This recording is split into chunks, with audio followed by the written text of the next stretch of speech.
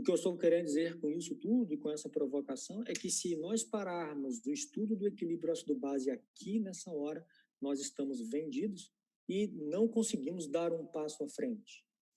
Para que a gente consiga dar o passo à frente, então a gente precisa conhecer os eletrólitos. Sem os eletrólitos não dá. E aí entra um conceito muito interessante chamado de anion gap.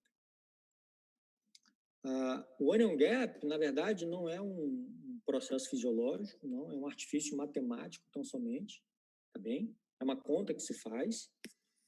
E essa conta é a seguinte: o que está por trás disso? Está por trás disso, assim, a gente sabe que pelo conceito de eletroneutralidade, a concentração de íons de carga positiva tem que ser igual a de íons de carga negativa. Só que na rotina não se medem todos os cátions nem todos os ânions. Cálcio, magnésio, proteínas de carga positiva geralmente não se mede. Do lado negativo, fosfato, sulfato, proteínas de carga negativa também não se mede. Então, o anion gap nada mais é do que a soma das cargas positivas que comumente se mede, menos a soma das cargas negativas que comumente se mede. Então, a conta é essa daí. O anion gap é o sódio menos o cloro mais o bicarbonato. A normalidade varia de 8 a 12 miliequivalente litro. Tá bem? E o que é que está por trás disso daqui? Esse gap, esse anion gap, ele pode estar normal ou ele pode estar elevado na presença de acidose metabólica. Veja, nessas duas barras do centro, eu trago a representação da acidose metabólica com gap normal. Perceba que no estado fisiológico, que são as duas barras da esquerda, a concentração de cloro é de 104 miliequivalente litro. Tá bem? Só que na acidose metabólica com gap normal, veja lá, Ivens, está de 116. E o bicarbonato, ele diminui de valor. Por que ele diminui de valor? Porque, ora, a soma dos íons de carga positiva tem que ser igual da soma dos íons de carga negativa. Então, se o cloro sobe por um motivo qualquer, tem que se eliminar a carga negativa. Perceba? Aí a gente vai encontrar um bicarbonato diminuído, mas não por culpa do bicarbonato, como dizia Peter Stewart, mas por conta do distúrbio do cloro. E aí isso caracteriza a acidose metabólica com gap normal. Mas a gente pode, por outro lado, ter outro distúrbio, que é a acidose metabólica com gap elevado. Veja, a concentração do cloro ela permanece similar, mas a quantidade de íons de carga negativa não mensurado aumenta muito, ou seja, houve adição de ácido patológico agora na corrente sanguínea do paciente. E aí o anion gap vai se elevar. O que eu estou querendo dizer, finalmente, então, é que se nós não colocarmos na conta, né, os íons no estudo do equilíbrio ácido-base, a gente não vai conseguir chegar muito longe, não. Isso tem implicações importantíssimas. De novo, paciente que recebe cloreto de sódio, para falar o mínimo, né, a gente está alterando a concentração dos íons dele. E é óbvio que não dá para botar tudo do metabolismo na conta do bicarbonato. A gente tem que olhar para ele com cuidado. Então, eu trouxe um exemplo aqui para mostrar como é que a gente faz essas contas e compreende esses fenômenos. Então, olha lá. pH de 7,09, PaCO2 de 34, bicarbonato 10, sódio 135, potássio 5,3, cloro 103 e albumina 2 gramas por decilitro. Primeiro passo, verificar o pH, está abaixo de 7,35, acidemia. Não é? Eu não consigo explicar esse pH com essa PaCO2 de 34, então eu sei que isso aqui é uma acidose metabólica. Eu vou avaliar a compensação. Vou ver se o PaCO2 previsto, vou confrontar com a PaCO2 que o paciente tem. Não é? O paciente deveria ter uma PaCO2 de 23 milímetros de mercúrio, mas ele tem 34. Então, se a compensação não está adequada, significa dizer que ele tem um segundo distúrbio presente aqui, que é a acidose respiratória. Então, até agora, ele tem duas acidoses, acidose metabólica e respiratória. Como ele tem acidose metabólica, eu preciso saber se isso vem de defeito iônico ou vem de defeito de adição de ácido patológico. Então, eu calculo o anion gap. Faça a conta, não é? E se eu cair nessa continha simples aqui, eu vou chegar à conclusão de que o anion gap está normal. Mas o paciente tem hipoalbuminemia, que é um ácido fraco.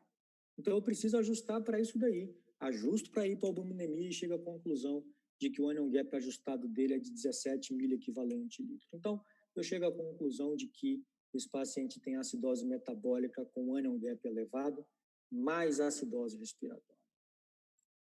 Mas a gente não pode parar aqui, não. Porque, veja só, A gente disse lá anteriormente que a soma dos íons de carga positiva precisa ser igual à soma dos íons de carga negativa, que é a condição A.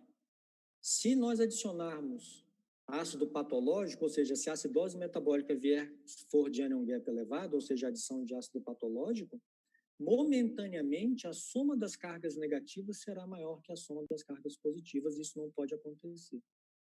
Então, qual é a solução para isso? Eliminar íons de carga negativa ou eliminar bicarbonato. Está ali, ó, é a condição D. A gente volta um equilíbrio representado pela balança, ali representado pela letra E. O que eu estou querendo dizer, finalmente, com isso, é que se o sujeito tem acidose metabólica com anion gap elevado, portanto, uma acidose metabólica vindo de adição de ácido patológico, eu preciso saber se para cada adição de ácido patológico o corpo conseguiu eliminar a mesma quantidade de bicarbonato. E aí entra na jogada o que a gente chama de delta ratio. Nada mais é do que, para cada ácido que eu coloco na circulação, eu me pergunto se um bicarbonato saiu na mesma quantidade, digamos assim. Tá bem? Então, a gente sabe alguns valores de normalidade para o delta ratio. A acidose lática ele é de 1,6, na cetoacidose de 1. Doença renal, isso é variável. Ingestão de metanol e de etileno glicol varia entre 1 e 2. Então, vejamos um exemplo aqui. Olha. Essa gasometria, o paciente tem todos esses valores aí. Está ao nível do mar, ao ar ambiente, com pH de 7,17, PaCO2 65, PO2 62, bicarbonato 22, saturação de 91%, sódio 136, cloro 98, albumina 1,6 grama por decilitro de sangue. Seguindo o passo a passo que eu disse até agora, pH está menor que 7,40, então o paciente tem acidemia e, portanto, uma acidose. Eu consigo explicar esse pH de 7,17 por uma PaCO2 de 65. Então, eu sei que o paciente tem acidose respiratória. Esse é o distúrbio primário dele lá. Vou atrás da compensação. Aí eu vou saber se o que ele tem de bicarbonato, o que ele tem de bicarbonato atualmente, se está muito próximo daquilo que ele deveria ter como previsto. O bicarbonato previsto para ele, nesse caso, é de 26,5 miliequivalente litro, mas perceba, o bicarbonato dele é de 22. Então, essa acidose respiratória não está compensada. Significa dizer que tem um segundo distúrbio aí dentro. Como o bicarbonato que o paciente apresenta é mais baixo do que aquilo que ele deveria ter, ele tem a acidose metabólica também. Tá bem? Aí eu calculo o anion gap e eu já ajusto para hipoalbuminemia. Percebo que o anion gap dele ajustado é de 22 miliequivalente litro, portanto, é uma acidose metabólica com anion gap elevado, o que significa dizer que é uma acidose metabólica causada por adição de ácido patológico.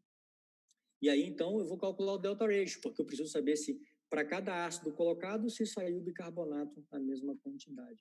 Calculo o delta ratio, e o delta ratio é maior que 2. Independentemente de qualquer coisa, se o delta ratio for maior ou igual a 2, o indivíduo tem alcalose metabólica também. Então, nos finalmente, esse paciente tem acidose respiratória, acidose metabólica com anion gap elevado, mais alcalose metabólica. Aí a gente encerra tudo e aí chegamos ao final da análise do equilíbrio ácido-base, tá bem? Lembrando lá do Peter Stewart, que é uma outra conversa, a gente pode discutir isso em algum momento. Então, a recomendação é que a gente comece analisando a gasometria pela PaCO2 para saber se o indivíduo ventila bem ou mal, passando pela equação do oxigênio alveolar para saber se há distúrbio de troca gasosa ou não, e se sim, qual é a origem da hipoxemia, e nos finalmente a gente vai lá estudar o equilíbrio ácido-base.